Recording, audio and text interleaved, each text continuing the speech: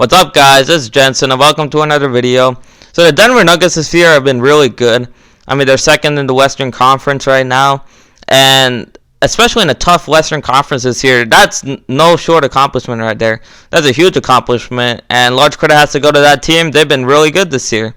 But there's a lot of question marks about this team as to whether they can actually be a true contender in the Western Conference. And there's a lot to like about this team. I mean, they have one of the best home court advantages in the Pepsi Center. They are one of the top assisting teams. At the same time, they don't really turn the ball over. And they're 6th in points per game allowed right now. There's a lot to like, but there's also a lot of question marks about this Denver team. And let's look at Nikola Jokic this year. I think he's the best center in the league, and he's been, in my opinion, the third place MVP candidate right now behind Giannis and LeBron. And he has such a high skill level. I mean, he's not that great of a physical talent, but when we look at his ability to pass the ball, his basketball IQ, the way he spaces the floor, it's sensational. The way he can handle the ball, and he really is a huge part of this Denver offense. And Denver would clearly not be the same team without Nikola Jokic. But along with the great advantage that Nikola Jokic brings to the team, there's also a couple of disadvantages he does bring to that team. I mean, he's not that great of a defender. And in the playoffs, I can haunt them, especially against teams like the Houston Rockets and the Los Angeles Clippers. We know how great these teams are on offense. But can Nikola Jokic be at least an okay defender? Can he hide behind some of these guys and not really be exposed on defense? Another concern is the fact that the Denver Nuggets are 29th in pace right now.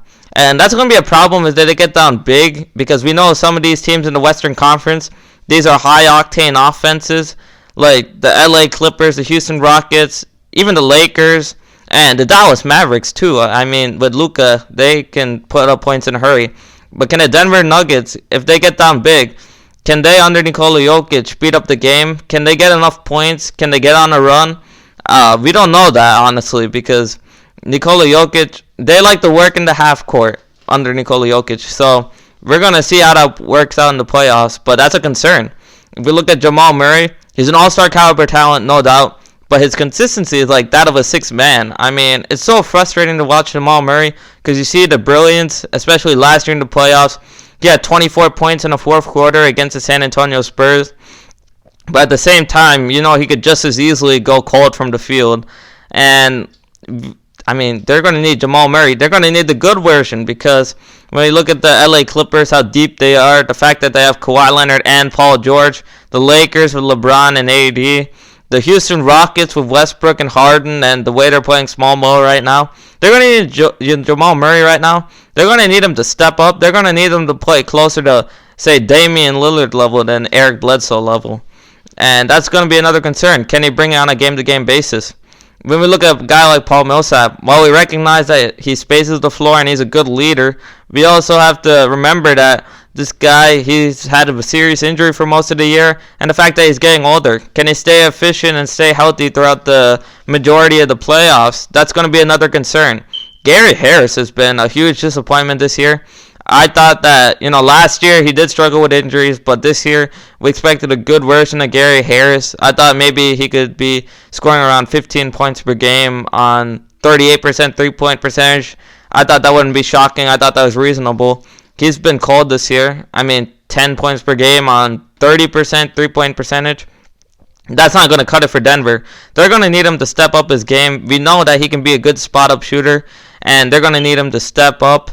And when we look at this team, they're only 18th in points per game. So even if all the things I mentioned just happen, if Jamal Murray can stay consistent, if Paul Millsap can stay healthy and stay effective, if Gary Harris can snap out of his funk, they're still going to need some extra points. And all of a sudden, you're looking at a guy like Monte Morris, per se. He's a solid backup point guard, but you're looking for more points. And that's going to be a concern, because the Raptors probably wouldn't have won the title last year, and this is a very underrated part. People don't remember this, but if Fred VanVleet doesn't step up against the Milwaukee Bucks last year, the Raptors don't win the title. The Denver Nuggets need a guy like Monte Morris to step up off the bench who can get his own shot and score in a hurry. Do they have a guy like that? I mean, Jeremy Grant, we recognize that he's a versatile defender and that he can put up say 10 to 12 points on offense, but he's not a guy you can give the ball to, and he's not really a six-man type per se. And we would look at a guy like Michael Porter Jr. We know he has the talent, but we also recognize that he's recovering from a serious back injury. Is he going to be able to give you much of anything? It's another question mark. And there's just question marks on top of question marks on this team. And while we recognize how great they can be, we also have to recognize the fact that because there's so many question marks, and even if a lot of these questions end up answering good for Denver, if a lot of these things I just mentioned happen, Jamal Murray, Gary Harris, Paul Millsap, if they're able to play well, there's still the concern of a ceiling. Do they have a high enough ceiling that they can challenge the LA teams? Can they challenge Houston? Because now that they're playing small ball, they're very dangerous. Can you even challenge Utah? Because they're so balanced, and if Mike Conley snaps out of his funk, they're going to be a force in the Western Conference. These are concerns when we're talking about the Denver Nuggets. And while I think they're going to be a tough team to beat in the playoffs, especially going to Denver, we always know how hard that's going to be for other teams. And they present clearly a challenge. This is no pushover, let me remind you.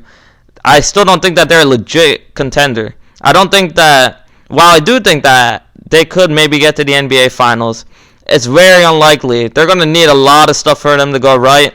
Not just on their team, but they're probably going to need a team like the Clippers to get knocked out early somehow. So I'm going to say no. They're not a real contender, but they're going to be a tough team, guys. But we'll see how it goes. Thanks for watching this video, guys. Please like and subscribe. I'll be providing more NBA and NFL hot takes as the season goes on.